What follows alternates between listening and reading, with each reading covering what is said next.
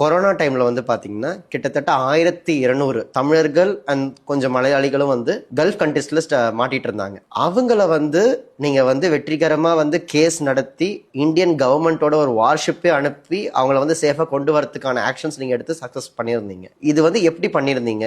எத்தனை நாள் ஆச்சு இந்த ப்ராசஸ் பண்றதுக்கு? அதை பத்தி கொஞ்சம் சொல்லுங்க. இந்த நாம் தமிழர் கட்சியில காளியம்மா அவர்கள் இருந்தாங்கல்ல, அவங்க தான் எனக்கு அழைக்கிறாங்க. அழைச்சி இந்த மாதிரி ஃபைல் பண்ணும், இந்த மாதிரி பிரச்சனை இருக்காங்கன்னு சொல்றாங்க.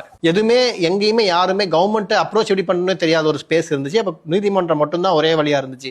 அப்பதான் அந்த ஆன்லைன் ஃபைலிங்கை ஸ்டார்ட் பண்றாங்க கோர்ட்ல. தண்ணி குடிக்காம கஷ்டப்பட்டுட்டு இருந்தாங்க, நோய் தொற்று வருதுன்றாங்க, சாப்பாடு இல்லை. அப்புறம் அவங்க மனைவிகள் மக்களுக்கெல்லாம் இங்க வந்து ஆறுதல் சொல்ல முடியாத சூழ்நிலை வருது. அவங்களுக்கெல்லாம் கலெக்டர்கிட்ட பொண்ணா போராடுறேன்றாங்க. திரும்ப ஒன்னா இவங்க சேர்ந்தாலும் பிரச்சனை, ஒன்னா போராடுறதுக்காக. ஸோ அந்த மாதிரி நிறையா சிக்கல்கள் இருந்துச்சு அந்த டைமில். ஏன்னா அப்போ வந்து டிராஃப்டிங்கும் நானே பண்ணோம்.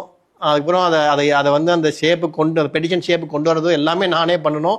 அது ரொம்ப கஷ்டமாக இருந்துச்சு. கிட்டத்தட்ட ஒரு 36 மணி நேரம் அதையே ஃபைல் பண்ணி அன்னைக்கு நைட்டு முடிச்சு ஒரு 4 மணிக்கு போட்டு அடுத்த நாளே கோர்ட்டுக்கு கொண்டு வந்து கோர்ட்டும் உடனே அதை எடுத்து நமக்கு ஒரு ஃபேவரா ஒரு டைரக்ஷன் கொடுத்து இவங்கெல்லாம் கூட்டுவாங்கன்னு சொல்லி ஒரு ஆர்டர் போட்டதுனால, சென்ட்ரல் கவர்மெண்ட்டுக்கு ஒரு ஆர்டர் போட்டதுனால சென்ட்ரல் கவர்மெண்ட்டும் வந்து உடனே அந்த ஆக்ஷன் எடுத்து கொண்டு வந்தாங்க, எல்லாரையுமே கொண்டு வந்துட்டாங்க.